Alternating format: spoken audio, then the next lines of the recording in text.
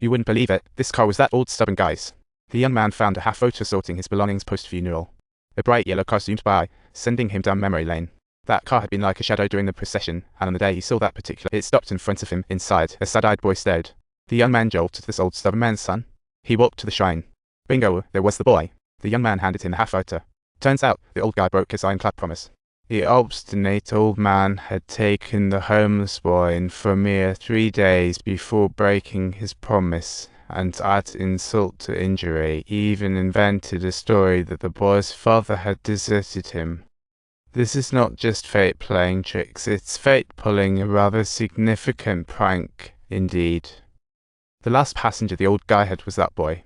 He heard from his dad the old guy had been looking for him. Each time, had asked passengers about good fried sauce noodles. His dad said, "It beats me." He promised his son noodles upon his return. Though not his dad's fault, years of resentment stopped the boy from recognizing him. Who would have imagined this would be the final encounter between father and son? It's almost impossible to articulate the sorrow if one seeks to lead a happier life. The cause and effect in this world is just too mind-boggling. I just want you to know. There's just too much resentment in my heart. I just want you to know. I begged Donju to find his wife. He agreed instantly and arrived at the old guy's punching in the code.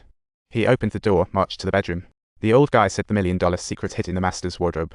But as Donju was rummaging around, he heard a click. The old guy's wife came in, looking for the young man to help clear out her husband's belongings. When the young man saw the pictures on the wall, he was totally stunned. That's right, he had driven the old guy when he was a... Meanwhile, the wife felt immense guilt, blaming herself. She had never earned a penny yet faulted him for low earnings. The young man felt something was off. The wife thought her husband was just out for a spring outing. The younger sister then brought the young man to the bedroom and told him to toss out all the old guy's clothes. Then she went off to get her trash, but when the young man opened the wardrobe, he was startled. Donju hushed him, then shut the door. The younger sister rushed over on hearing a scream, thinking he'd tripped over the indoor air freshener again. She hurried to get the cloth. Once her sister-in-law left, the man quickly opened the wardrobe, asking Donju what he was doing. Donju assured he wasn't doing anything wrong. Meanwhile, the younger sister, seeing her sister's bad mood, decided to take her out. Upon learning they were heading out, the young man let out a secret sigh of relief. He decided not to blow Donju's cover. After they left, the young man embarrassed Donju by asking how he knew about the money. Donju quickly made up an excuse. He claimed a dead friend told him. Thus, Donju searched high and low, but despite scouring every corner, he still couldn't. Suddenly, a sound of the password lock clicked. Donju shoved the young man aside, and a nearby vase crashed to the ground. The young man panicked. He saw the younger sister frozen in shock and immediately stammered, "What are you doing?" All he could do was keep apologizing. While they scrambled to clean up the mess, she asked again, "What are you doing?" The young man could only apologize over and over. Just then, the younger sister heard Donju rummaging trash bags. As she reached for the door, her phone rang. Her sister urged her downstairs. The younger sister told the man to clean the room, saving Donju again. Just when the young man was ready to confront Donju, he waltzed in, looking all pleased with himself, holding $1 million check. The old guy's wife shook as she took the check. She could hardly believe it was real. She thought it was just scrap paper and nearly tossed it. The younger sister was immensely grateful to the young man for locating the check and sincerely apologized for everything that had happened before. Upon hearing these words, the wife lost control of her emotions, deeply reminiscing about their once sweet and cherished moments together. They used to be so happy. At one point in time, that old stubborn man had asked his wife how much money she needed each day to take care of her and make her feel pampered, to which she promptly, and without hesitation, replied, $1, just your average amount. Oh. It was only then she realized she had lost the love of her life forever.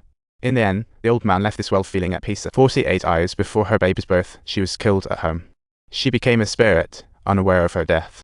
Donju, battling his own heartache, recounted that she and her husband were head over heels for each other. One day, all of a sudden, she craved apples, so her husband went out to buy some. Little did she know this would be their last goodbye. Before long, she heard the door open. Initially, she thought it was her husband returning. But when she turned around, she was frozen in shock and instinctively cradled her baby bump. Unfortunately, tragedy struck. Soon, the story made headlines as the police deemed it a case of home invasion and murder. Many strangers sent apples in condolence after learning the pregnant woman had a craving. When she learned the truth, instead of being scared, she worried for her baby. She begged Donju to allow her to give birth, but he had no way to assist her in this matter. Donju was stunned, not understanding why the deceased remained resentful, while the delivery guy also witnessed the whole scene. The delivery guy thought Donju had weird hobbies, so he left. Donju chased him to explain she saw spirits. But how could the delivery guy believe it? A colleague walked over, saying the husband was missing and needed to be found. Donju went back to the living room, ready to waken the spirit again, but this time, Not a peep. They searched all day but didn't find the husband. At dinner, Dongju was upset she couldn't find him. Dongju felt puzzled, searching her phone in vain. Then, the delivery guy came for dinner. Upon seeing Dongju, he walked away without looking back. Dongju chased him, complaining she'd hear the woman's full story if he'd shown up.